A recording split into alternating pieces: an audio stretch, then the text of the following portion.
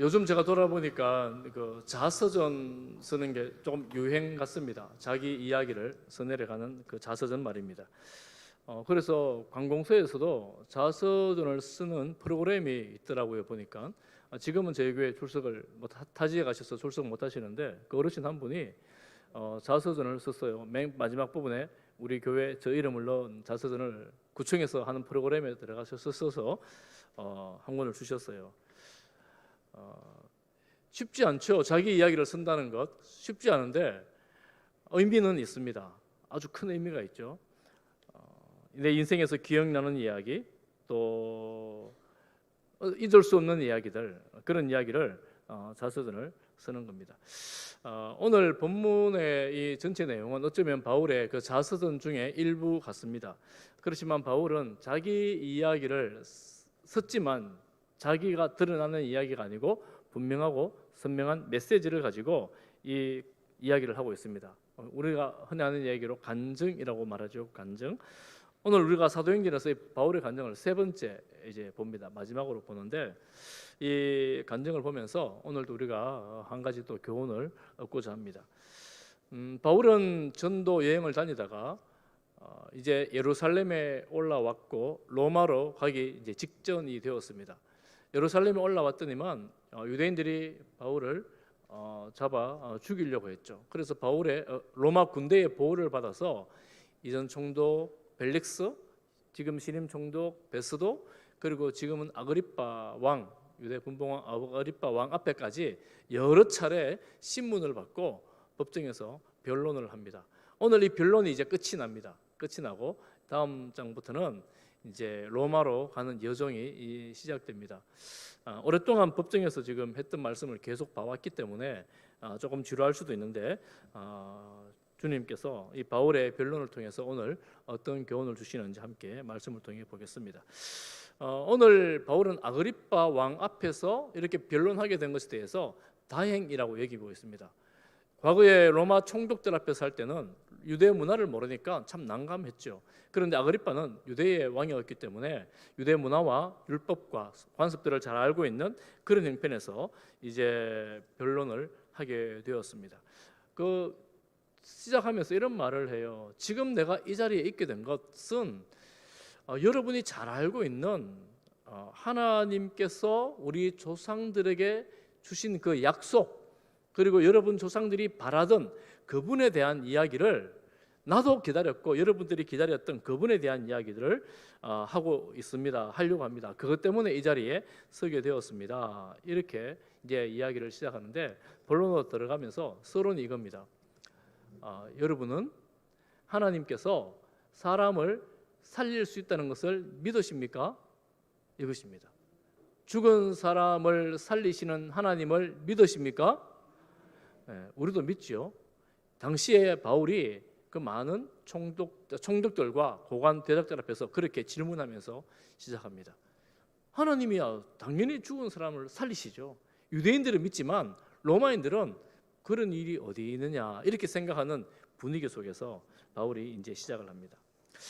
바울은 예수님을 만나기 전에 아주 열정이 가득한 극렬한 유대주의자였습니다. 그래서 예수님을 따른다는 그런 사람들을 온 회당을 다 다니면서 가두어 두고 형벌을 주었던 사람이라고 자기를 소개합니다. 그것뿐만 아니라 우리가 아는 것처럼 스데반이 죽을 때 찬성 투표를 했던 사람, 옥에 가두었던 사람, 그것으로 부족해서 외국에까지 나가서 대제사장에게 고난을 받아 외국에까지 나가서 믿는 자들을 잡아 가두려고 했던 아주 엄격한 바리새파 사람이었습니다.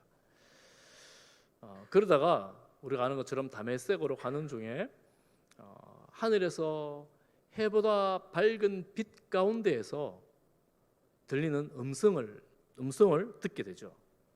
사울아 사울아 내가 어찌하여 나를 박해하느냐, 내가 매우 고생스럽다, 이렇게 말하는 주님의 음성을 듣습니다. 바울이 묻죠. 주님 누구십니까? 내가 박해하는 예수라. 그리고 예수님은 바울이 이런저런 신앙 고백을 전혀 하지 않았는데 바로 사명을 주십니다. 오늘 15절 16절에 보면 내가 박해하는 예수라 그러면서 예수님은 바로 말씀하십니다. 16절을 함께 읽어보겠습니다. 16절 같이 봅니다. 시작. 내가 일어나 16절입니다. 일어나 너의 발로 서라. 내가 네게 나타난 것은 곧 내가 나를 본 일과 장차 내가 내게 나타날 일에 너로 종과 증인을 삼으려 함이니. 바울은 예수님을 만나자마자 예수님을 믿는지 안 믿는지 확인도 하지 않고 바로 사명을 주십니다. 너의 발로 일어서라. 지금 내가 너를 만났는데 그리고 앞으로 너를 다시 만날 텐데 네가 나를 볼 텐데 이 일에 나의 종이 되어라. 그리고 나의 증인이 되어라. 이렇게 바울을 불러주셨습니다. 종이라는 말은 예수님이 이제 불러주신 분이 주인이라는 의미죠. 증인이라는 말은 그분을 증거하는 사람을 말합니다. 17절에 보면 이스라엘과 이방인에게서 내가 너를 구원하여 내겠다. 지금 벌써 여러 차례 구원을 받았습니다. 전도 여행을 다니는 중에. 그리고 다시 그들에게 보내겠다. 보내면서 무슨 일을 해야 되는가? 복음을 설명하는데 18절 말씀을 우리 다 같이 또 봅니다. 18절 말씀 시작. 그 눈을 뜨게 하여 어둠에서 빛으로 사단의 권세에서 하나님에게로 돌아오게 하고 죄 사함과 나를 믿어 거룩하게 된 무리 가운데서 기업을 얻게 하리라 하더이다. 예수님께서 나타나셔서 바울에게 이렇게 말씀하셨다는 겁니다. 눈을 뜨게 하신대요.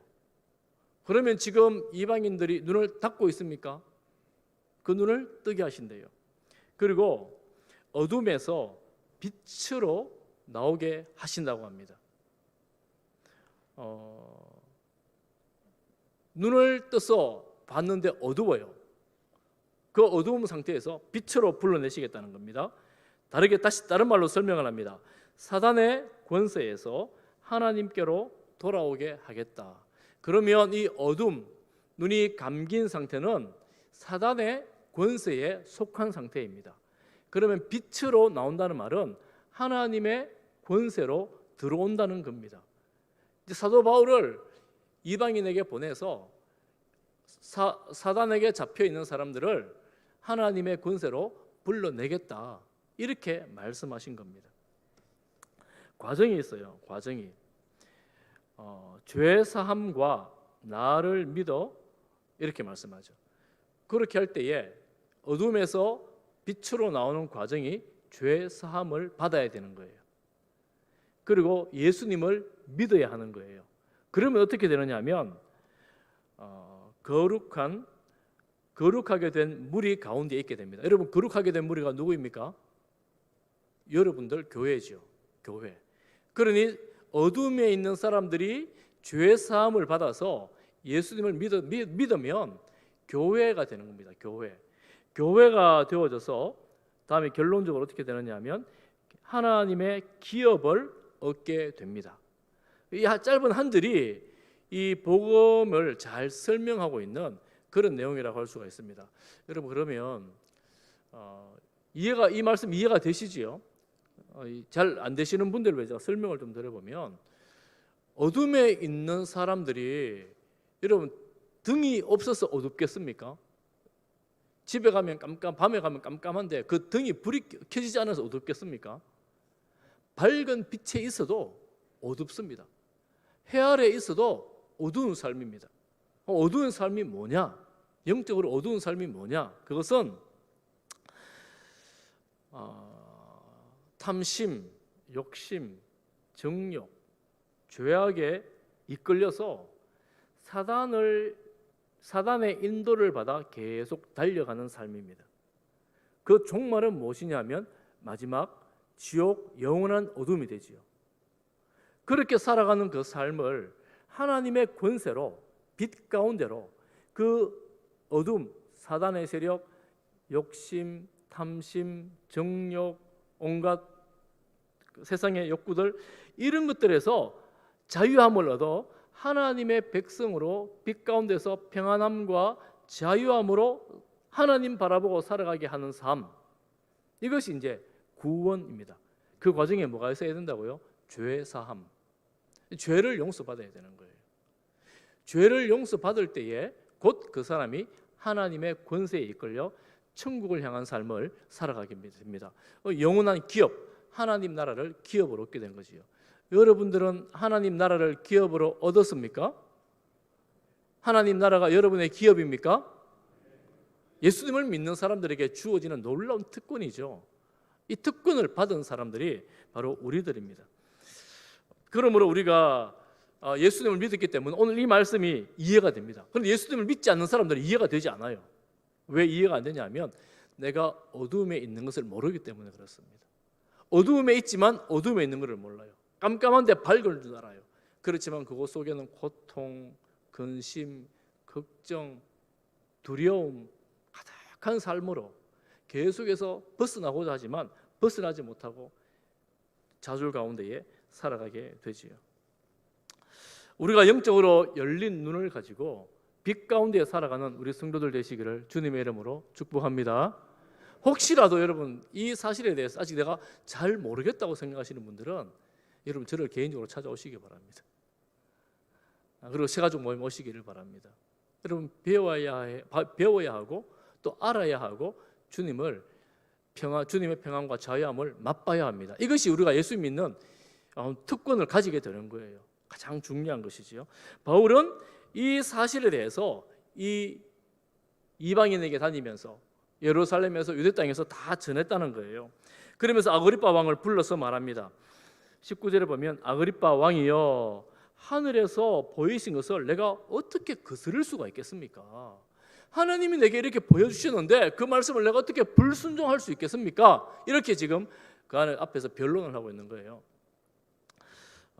이 아그리빠 왕에 대해서 어떤 신학자가 정리를 잘했어요.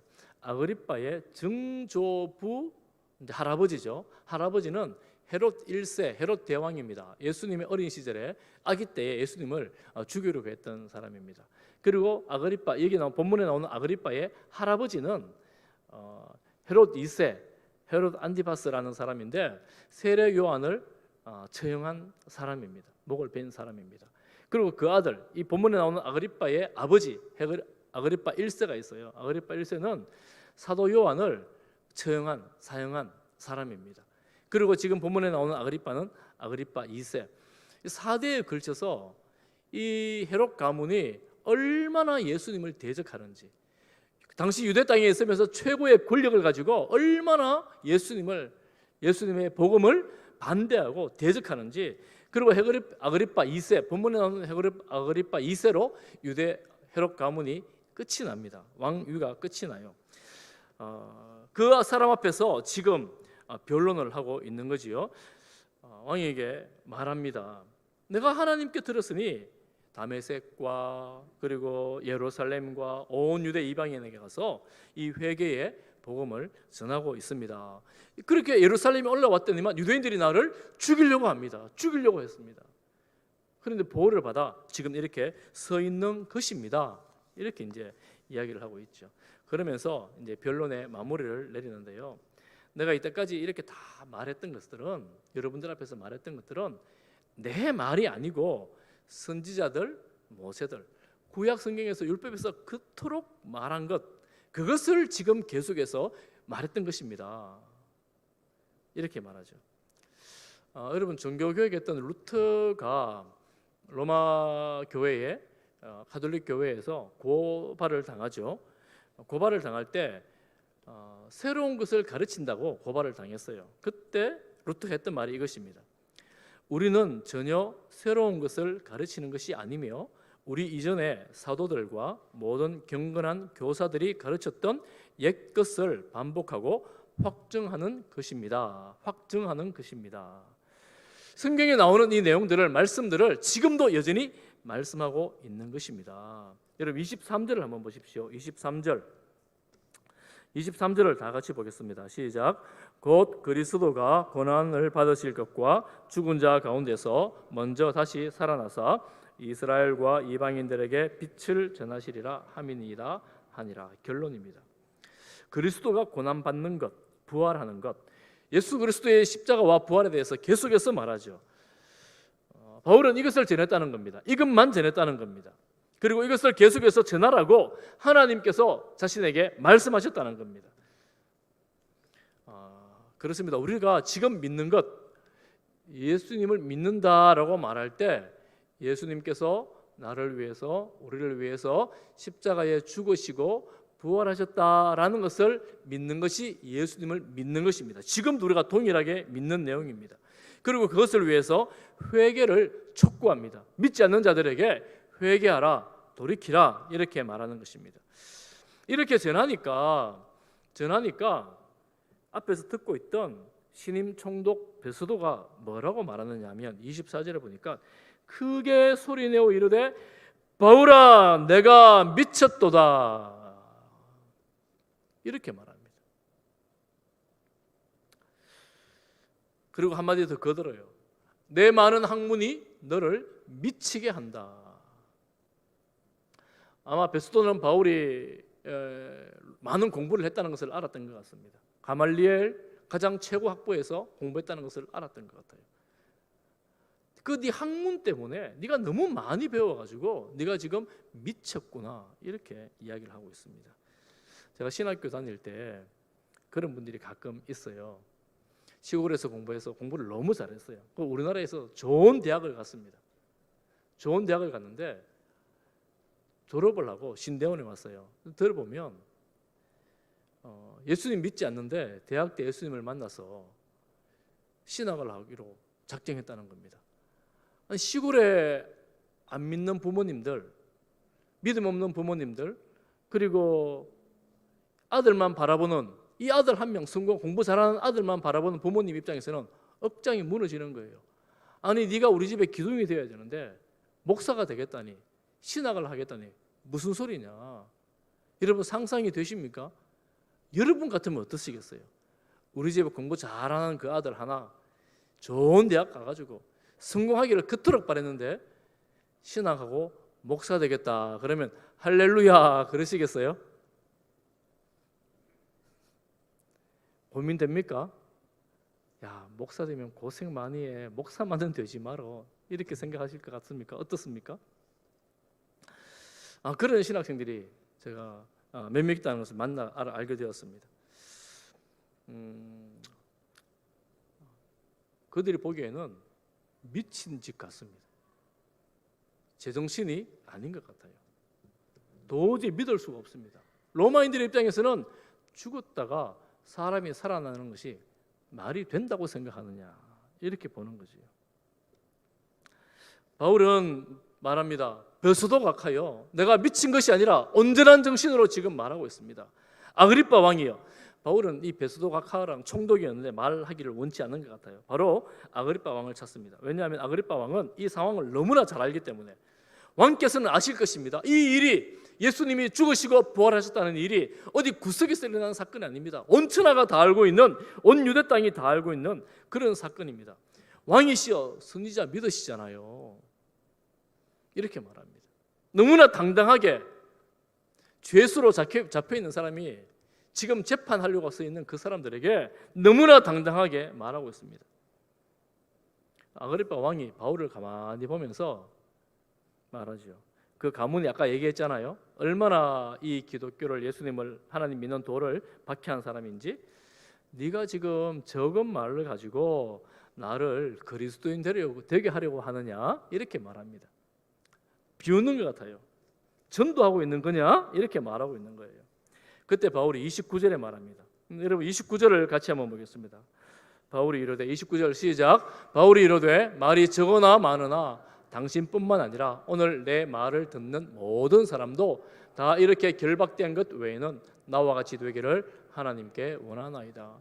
바울이 지금 감옥에 갇혀서 쇠사슬로 손이 묶여 있습니다. 아마 그랬을 거예요. 쇠사슬을 쳐들고 철그덕철그덕 소리 나는 이 모양을 손을 쳐들고 말했을 겁니다. 내가 이렇게 결박된 것 외에는 다 나와 같이 예수님 믿기를 원합니다. 바울이 이 확신에 찬 고백, 당당함 어디서 나오겠습니까? 아마 그 중에 듣는 사람들, 지금 베스도 총독뿐만 아니라 아그리빠 왕, 그의 형제, 번익의 많은 천부장들, 고관대적들이 함께 있는 자리인데 아마 그 옆에서는 혀를 차면서 야 미치긴 미쳤구나 이런 사람도 있을 것입니다. 또 어떤 사람들은 마음이 떨리는 사람도 있었을 거예요. 여러 종류의 사람들이 있었을 텐데 이제 바울의 변론을 마치고 사람들이 모여서 이야기해 보니까 하는 말들이 뭐냐면 야 이것 갖고 무슨 가이사에게 상소를 하냐.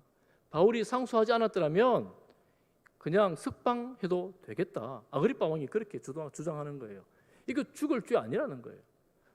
상소할 죄도 되지 않는다는 겁니다. 바울이 상소했으니까 어쩔 수 없이 보내긴 보내야 되지만 무죄 석방할 일이다 이렇게 말합니다. 왜 총독들이 가두어뒀습니까? 유대인들 마음을 좀 얻어보려고, 사람 눈에 좀 잘 들어보려고, 통치를 좀 쉽게 해보려고 바울을 가두어둔 겁니다. 우리가 이 말씀을 보면서 참 바울의 심정을 좀 헤아려 봅니다. 아마 바울이 예수님을 만나지 않았더라면 지금 바울을 죽이려고 40명의 암살단이 조직되어 있었잖아요. 극렬한 유대주의자 40명의 암살단. 아마 바울이 예수님을 만나지 않았더라면 그 암살단의 단장이 바울이었을 겁니다. 어떻게든 예수 믿는 도를 전하는 사람은 죽이려고 애를 썼을 거예요. 그런데 그가 예수님을 만나고 보니 만날 때 잠시 혼란스러웠지만 그의 인생이 180도 바뀌어 버렸어요. 예수를 따르는 사람을 박해하고 죽이려고 그렇게 애썼던 그가 이제는 예수님을 따르며 내가 죽어도 예수님을 전하는 사람으로 완전히 바뀌어 버린 거예요. 겉모습은 바울인데 속 사람은 다른 사람이 되어 있는 겁니다. 어쩌면 여러분 회심이라는 것을 이렇게 설명할 수 있을지 모르겠습니다. 완전한 변화. 이 변화라는 말은 인격적으로 완전해지거나 도덕적으로 무흠해진다는 의미가 아닙니다. 내가 가던 길을 완전히 돌이킨다는 의미입니다. 과거에 예를 들자면 이런 거지요. 왜 그런 사람 가끔 있지 않습니까? 내가 너무 가난하게 살아서 내가 돈을 한번 억수같이 벌어보겠다라고 우리나라 가난한 시절에 돈을 벌어보겠다고 몸 바쳐 모든 것을 바쳐서 돈 벌기 위해서 뼈가 빠지도록 일하는 사람들이 있었잖아요. 돈이 내 인생의 전부인 것처럼. 그런 사람이 예수님을 딱 만나고 나서 돈이 인생의 전부가 아니구나. 내가 돈을 위해서 지금 평생 먹지도 않고 자지도 않고 이 누추하고 불편함을 내가 다 감수하며 살아왔는데 이 돈이 전부가 아니구나 라는 것을 깨닫게 되는 거예요. 그리고 돈을 위해 달려가던 그 인생에서 돌아서는 겁니다. 어떤 사람들은 명성을 위해서, 명예를 위해서 그렇게 살아갑니다. 어떤 사람은 쾌락을 위해서 그렇게 살아갑니다. 그게 인생의 전부인 양, 이게 내 인생을 대표하는 말인 양 그렇게 살아가는 사람들이 있습니다. 그런데 예수님을 만나면서 이게 전부가 아니었구나, 이게 끝이 아니었구나, 이 세상만 다가 아니구나 하는 것을 깨닫게 되고 인생의 방향을 바꿉니다. 유턴하는 거예요. 어디로요? 예수 그리스도에게로. 내가 예수님을 닮아가야 되고 영원한 하나님 나라를 바라보며 살아가야 되는구나. 내가 내 목표를 잘못 설정했구나. 바뀌어지는 거예요. 변화되는 것입니다. 예수 그리스도를 주님으로 모시고 주님을 사랑하고 이웃을 사랑하고 예수님의 그 사랑을 다른 사람에게 전하는 이것이 얼마나 가치 있고 중요한 일인가 마음에 깨닫게 되는 겁니다. 우리가 오늘 이 바울의 간증을 보면서 교훈을 생각해 봅니다. 여러분, 만약에 여러분 같으면 바울의 이 간증을 들을 때 어떤 느낌이 드세요? 어떤 생각이 드십니까? 완전히 바뀌어버린 바울, 죽음 앞에서도 이 쇠사슬에 매인 사람이 재판석에 있는 사람 보고 큰 소리 치는 이 바울을 보면서 여러분 어떤 생각이 드십니까? 가능할 일일까요? 바울은 예수님을 아주 유별나게 만나잖아요. 이렇게 예수님을 만난 사람은 많지 않습니다. 가끔 있긴 있어요. 유별나게 만납니다. 우리 같으면 이렇게 유별나게 만나지는 못했기 때문인지는 몰라도 아유 참 유별나게 별나게도 믿는다. 믿는 사람이 봐도 별나요. 안 믿는 사람이 볼 때는 어떻게 보일까요? 이런 표현이 적당한지 모르겠지만 광신자 같지 않을까요? 광신자, 미친 신자라는 거예요. 베드로가 딱 그렇게 말했죠. 너 미쳤구나.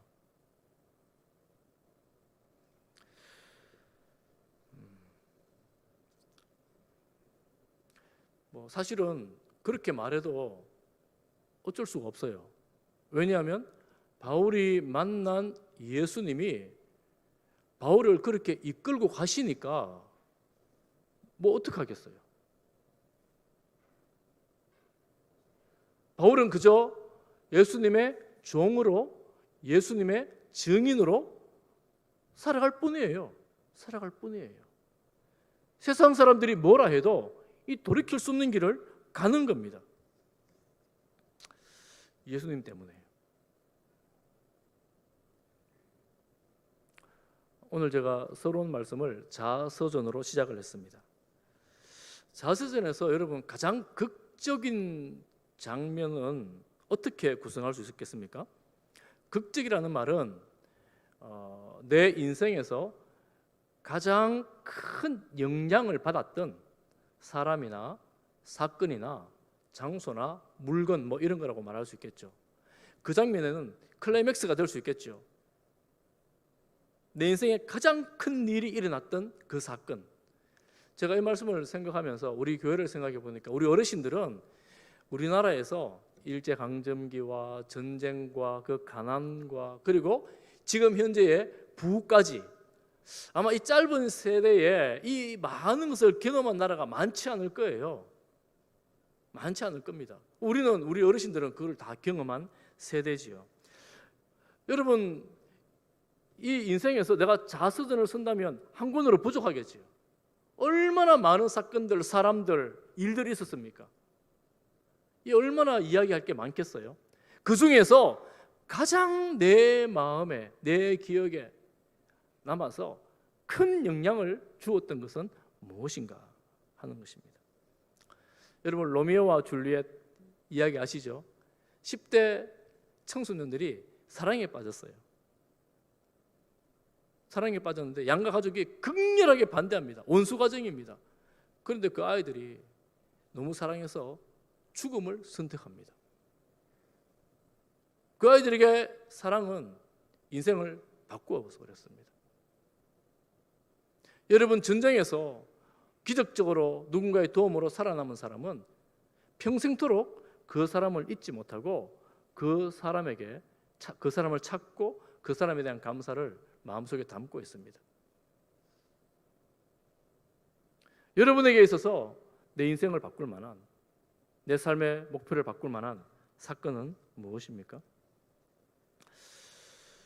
어떤 사람은 사랑, 어떤 사람은 전쟁에서, 또 요즘 우리나라 그 피아노에 유명한 사람들이 많이 나오잖아요.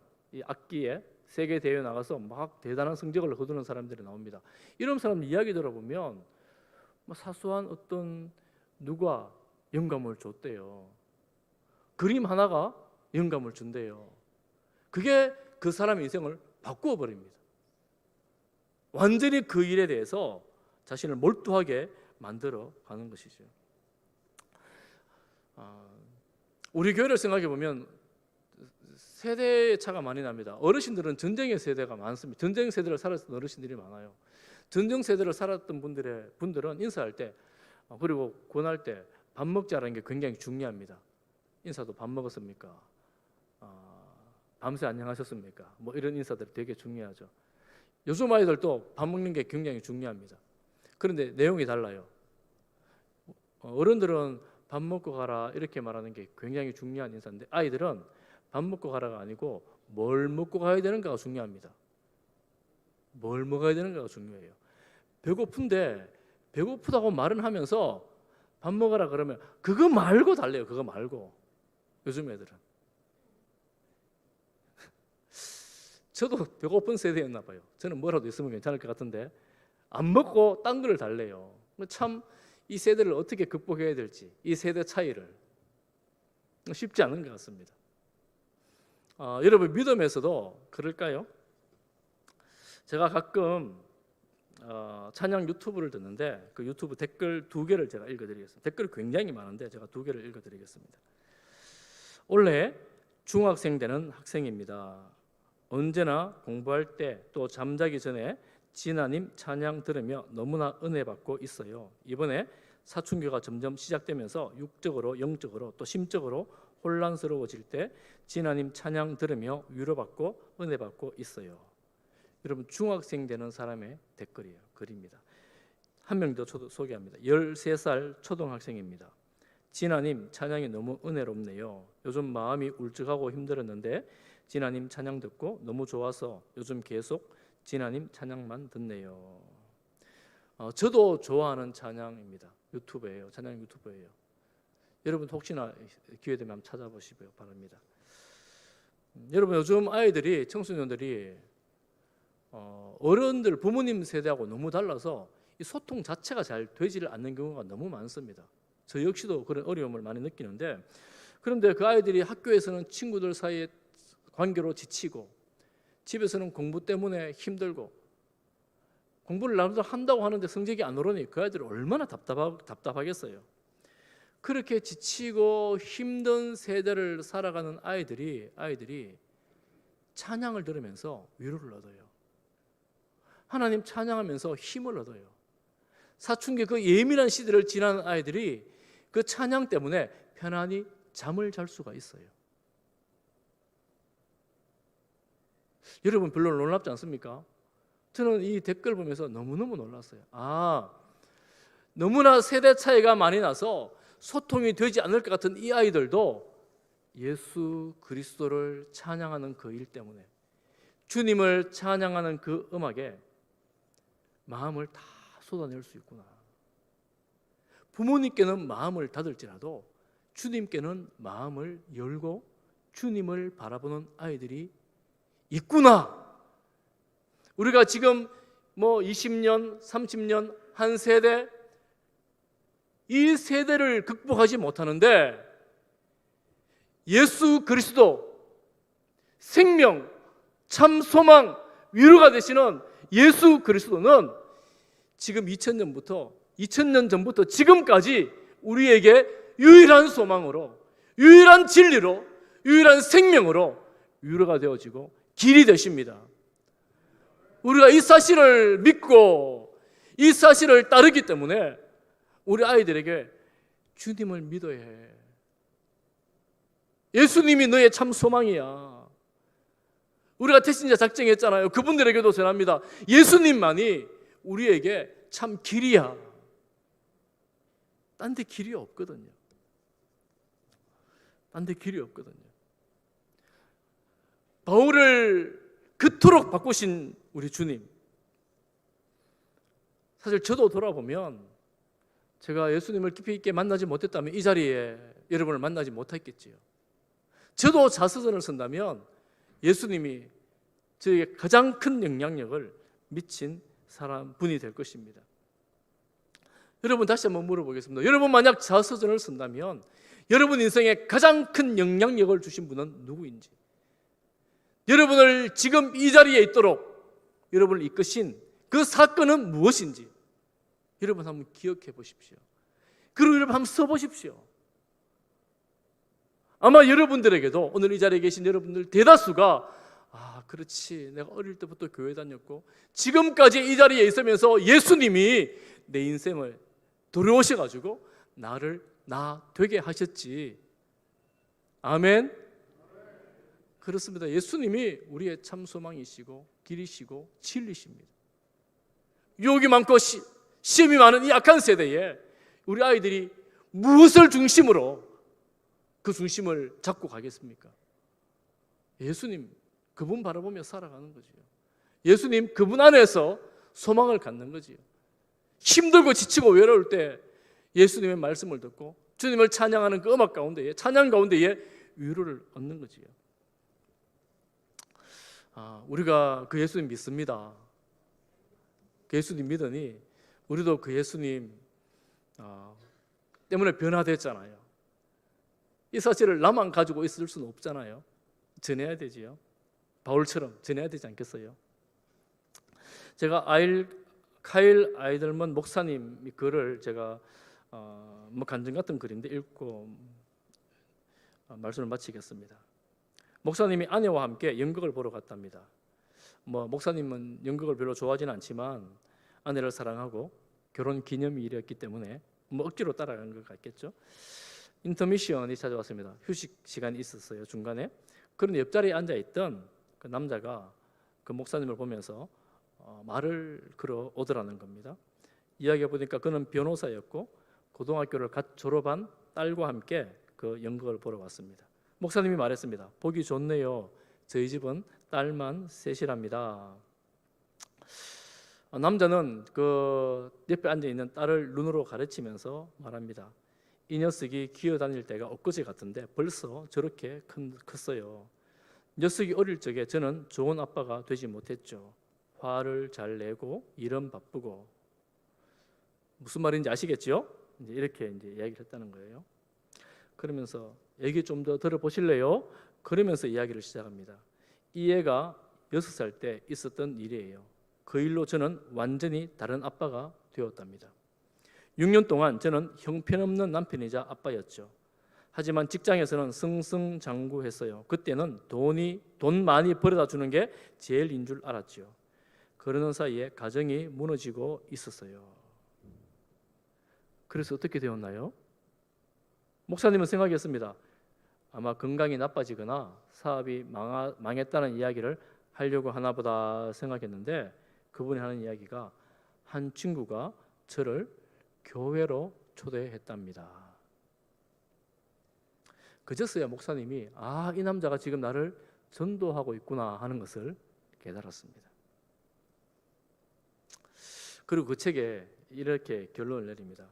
일면식도 없던 사람이 내게 자신의 실패담을 통해 예수 그리스도를 전해 주었다.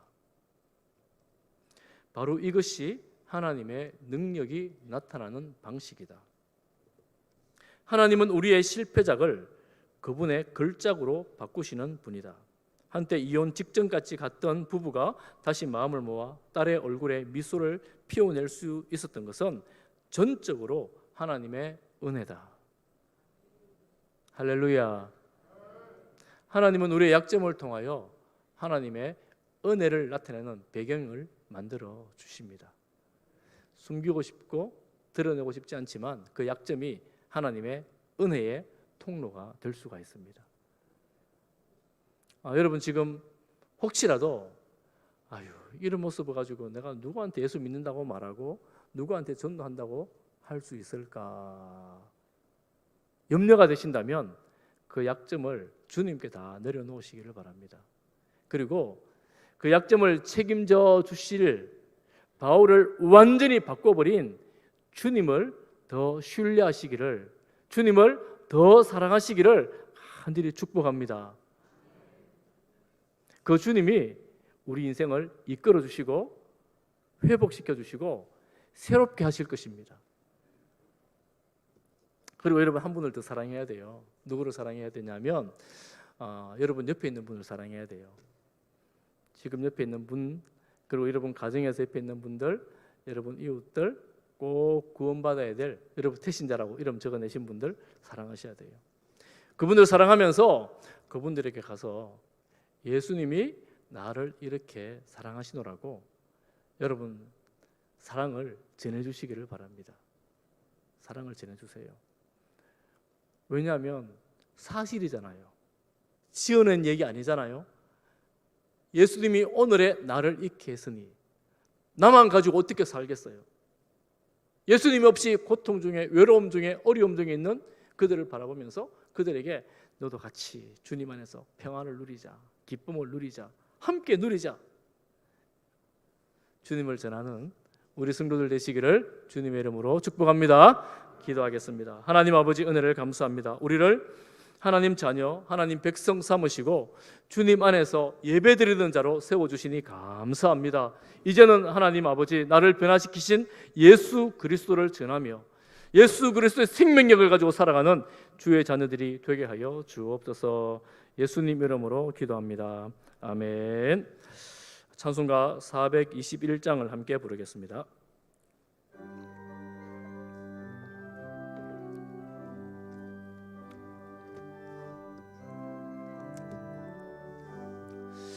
내가 예수 믿고서 죄 사함 받아 나의 모든 것 다 변했네.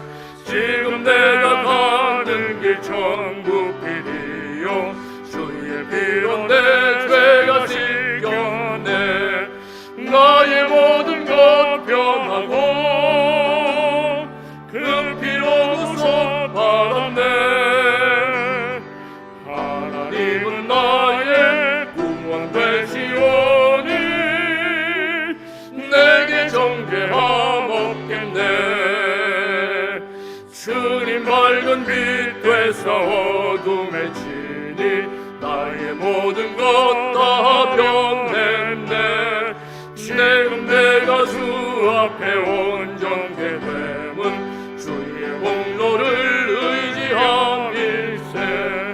나의 모든 것 변하고 그 피로 구속받았네. 하나님은 나의 구원 되시오니 내게 정죄함 없겠네. 내게 성령 임하고 내게 성령 임하고 그 크신 사랑 나의 맘에 가득 채우며 모든 공포 내게서 물리치시니 내 맘 항상 주 안에 있겠네. 나의 모든 것 변하고 그 피로 구속받았네. 하나님은 나의 구원 되시오니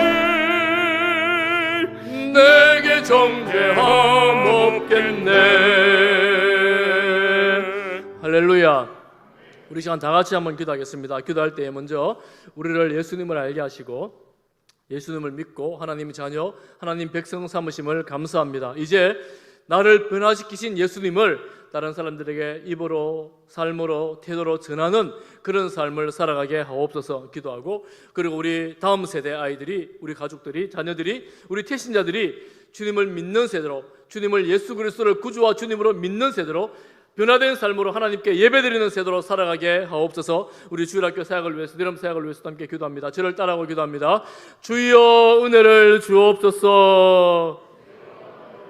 주여 은혜를 주옵소서. 기도합니다. 주여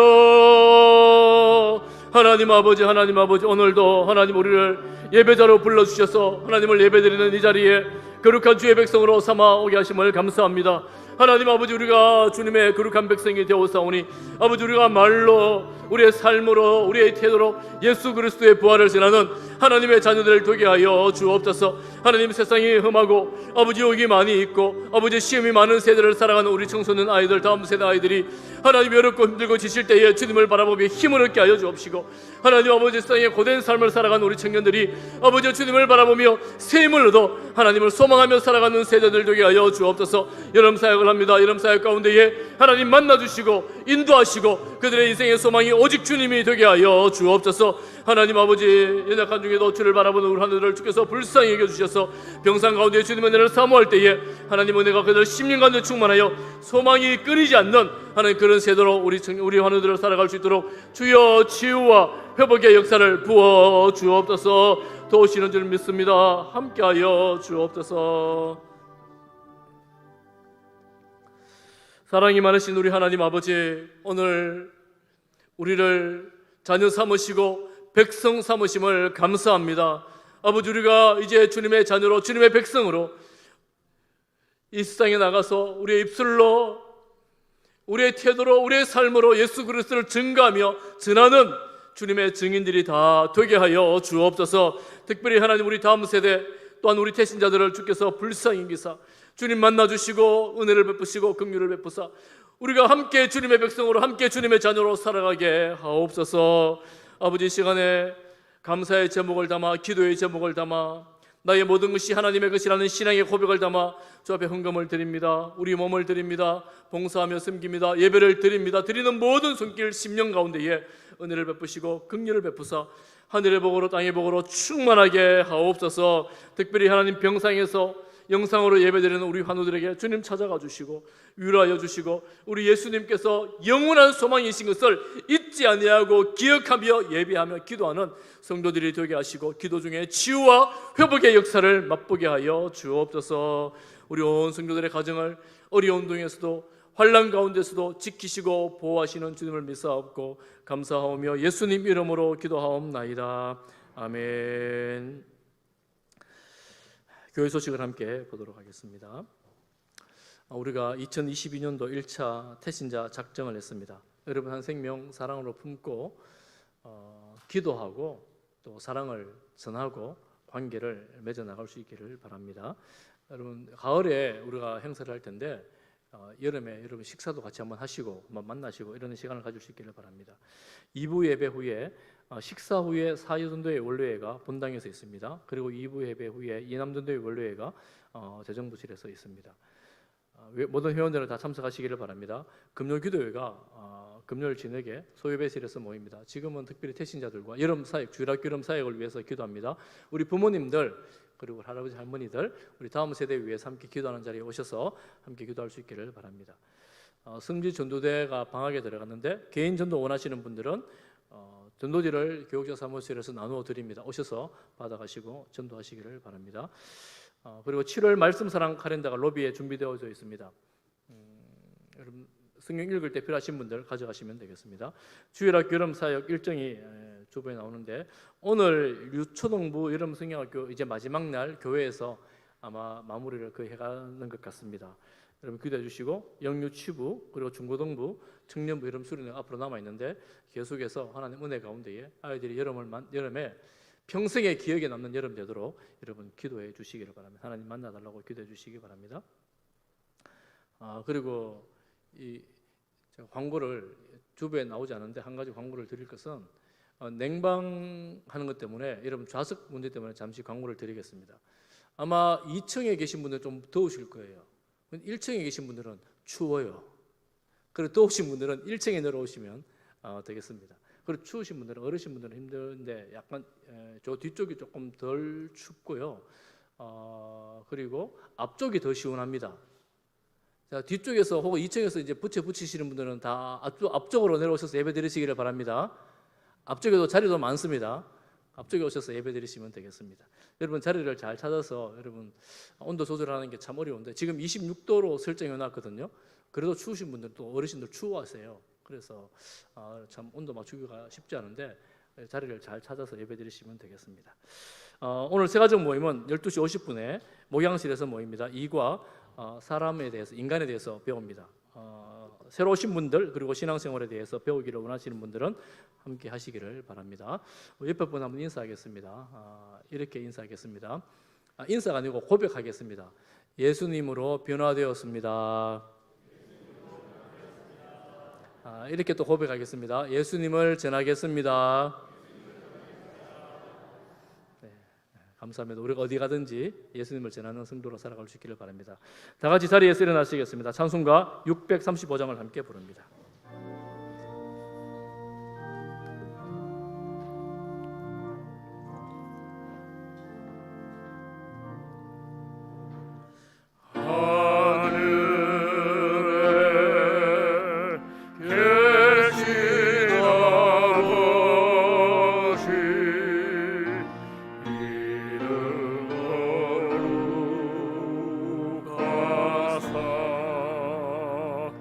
주